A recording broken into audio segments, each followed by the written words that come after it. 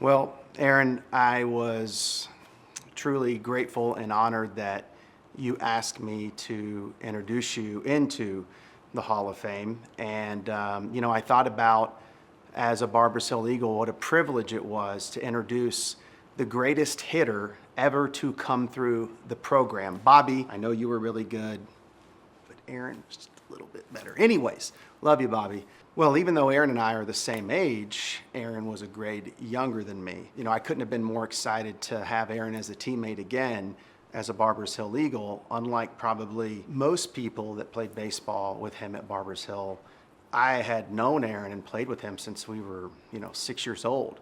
So to be able to play with someone that was one of my best friends and someone that I considered a brother was really cool. Aaron didn't really have to do anything to be great. A lot of great baseball players have to work really hard for that. And it's not to say that Aaron didn't. Aaron was always a hard worker. But Aaron could just show up and on his worst day be the best guy on the field. And it was deeply inspiring to be able to play with someone that had that type of talent.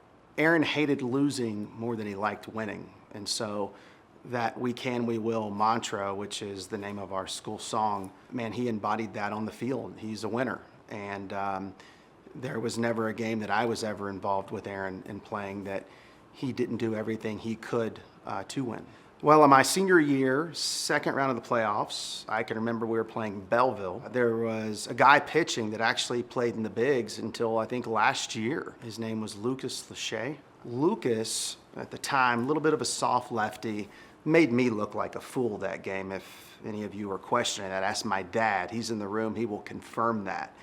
But I believe Aaron hit 2 bombs, and I think we won 5-1 or 5-2, and carried us through the round. So that was, I have a lot, but that was one that sticks out.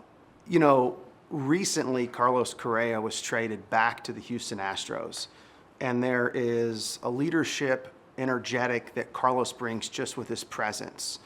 There's just a no BS attitude that he carries. When Carlos is on the field or in the locker room, I would imagine that everyone around him's belief is impacted and that they have a better chance of winning. And that's how Aaron was on our team. He was the Carlos Correa of our team. Just because he was on the field, we all believed a little bit more that we had a better chance of winning, whether that was at shortstop or whether that was on the mound. And particularly when he was on the mound, I loved it because he threw so damn hard. I knew the likelihood of me getting fed balls at second base was pretty great. I don't know that Aaron needed to go through any of the experiences in high school that would have prepared him for college to play collegiately.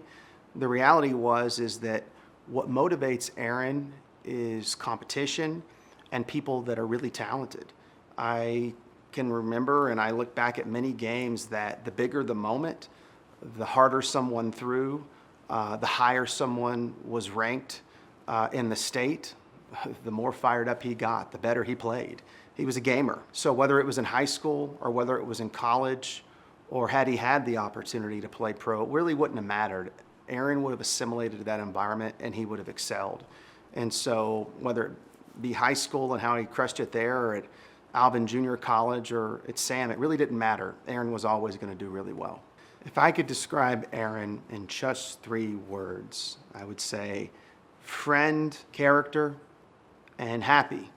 Of all of the guys I played with, Aaron had one of the most contagious smiles.